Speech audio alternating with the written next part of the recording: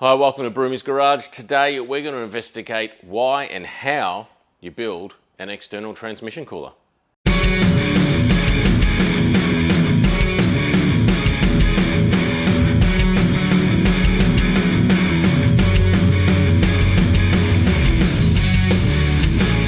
you've clicked on this video, I'm sure you're aware of what a transmission cooler is, where it fits on the car and why you would run one. We all know that heat, with the engine, differential, any kind of components in the car, but especially the automatic transmission, heat is the #1 killer of components. That transmission fluid gets too hot and you'll start with degradation of your clutch materials and all your steels and everything like that, and basically it'll be rebuild time. So heat is the #1 enemy of your transmission. Now, the reason why I've built this transmission cooler external for the car is because there's not a lot of room in the car as it is for the factory transmission cooler, or the aftermarket transmission cooler that I've got that's in the car in series of the transmission that's running all the time. So I have a transmission cooler there, I have a fan on it. What I find is that transmission temperatures still can get upwards of 85 plus degrees Celsius, even with that there. My car, you know, a lot of RPM. I have to use the trans brake in the burnout, and then I use the trans brake again at the start line, and then obviously, yeah, a lot of heat being generated. I have a standard case turbo 400, which has a SFI blanket wrapping around it. There's not a lot of airflow over the transmission or under the transmission. I have a large containment tray that sits underneath the car as well. So that means that there's not a lot of airflow getting to the converter or the transmission or the transpan to actually naturally cool the transmission as well. And then the transmission cooler has to be somewhat small and it's up the rear of the car sitting flat with a fan on it, so it doesn't get any actual natural airflow over it either. So what I find is that I get back to the pits, the transmission's absolutely red hot, I'll put a fan on it, and then, you know, I hope that that takes some of the temperature out of it. But what it means is that I can't do more laps, basically. So in testing the car and that, you want to turn the car over, you know, as quickly as possible so you can get out and enjoy the car, race, do what the car's been built for. So I've built this external transmission cooler so I can essentially plug it in with these quick disconnect fittings and then cool that transmission fluid while the car's not running, sitting in the pits. So an external transmission cooler is not something that's new. I haven't reinvented the wheel here.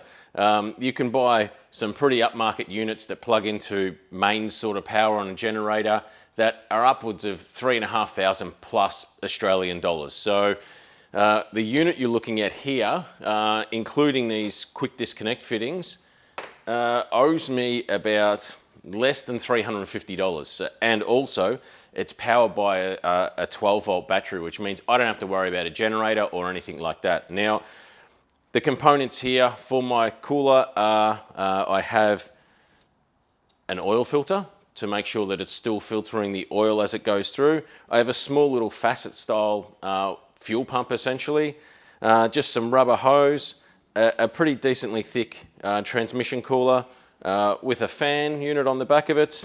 I have a temperature gauge just so I can monitor the temperature and make sure that everything's working right and the temperatures are coming down. I also don't want to get the temperature of the transmission too cool, so that's a good way to monitor that.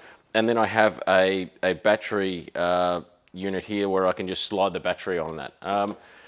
The component that makes a lot of this possible are these Raceworks quick disconnect dry brake fittings. So the other ends of these are actually hard mounted on the car permanently, where you can see here, and I've got lines that run from the transmission pan to the other side of these, and what happens is these just slide on, positively turn and click into place, and they're spring loaded, which means that once they lock into place, they're free flowing. Once you take them out, the springs on either side snap into action and you've got leak-free lines sitting there, and you don't have to get your hands dirty. You don't have to take any caps off or do anything when you want to do it. So it's as simple as push it on, click it in place, push this one, click it in place, put the battery on, and it'll start working. When I want to finish it, disconnect the battery, just pull these lines off, and then we're ready to do another pass again. So at the moment, what I'm finding is I'm going to do a pass, and then I come back to the pits, and I'm really having to wait probably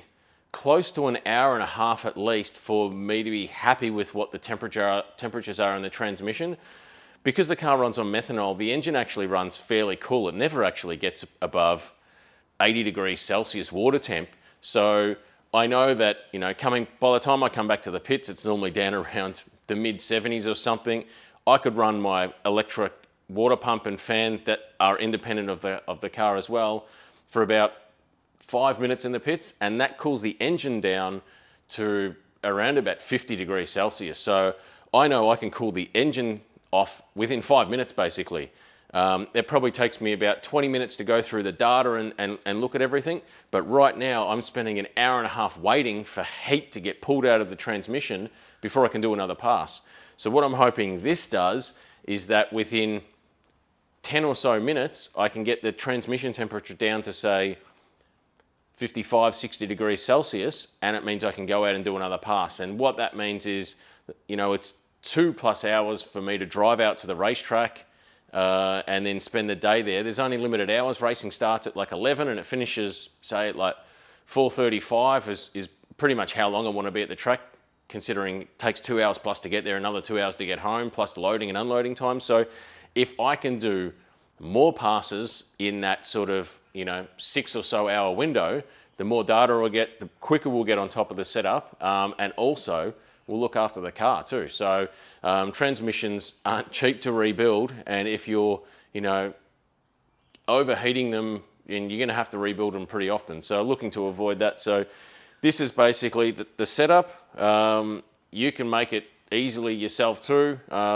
It's just a lump of timber down here and everything's screwed onto it. So what I'm hoping is this works really great. So if you're looking for something to cool your transmission between passes because you're finding it's getting absolutely roasting hot as well, this is probably a great way to go at it.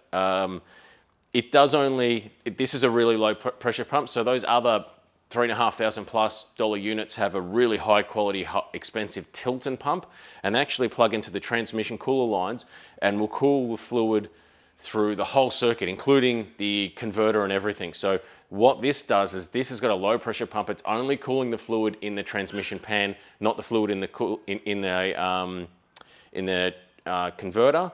My converter is only about 7.5 inches, and it only holds about 2 liters of fluid, if that or something. And my transmission pan holds more like 8 liters. So, if I can cool the 8 liters off, by the time the other 2 liters mixes with it, we'll be in a pretty good space. So if you want the big daddy ones that, do everything and anything, you can probably actually buy one of those Tilton pumps and replace it with that. And, your cost of this sort of DIY unit might be $500 instead of $300. So always that option as well. It might be something I do if this pump ever blows up as well. But that's my external transmission cooler. It's super easy to make.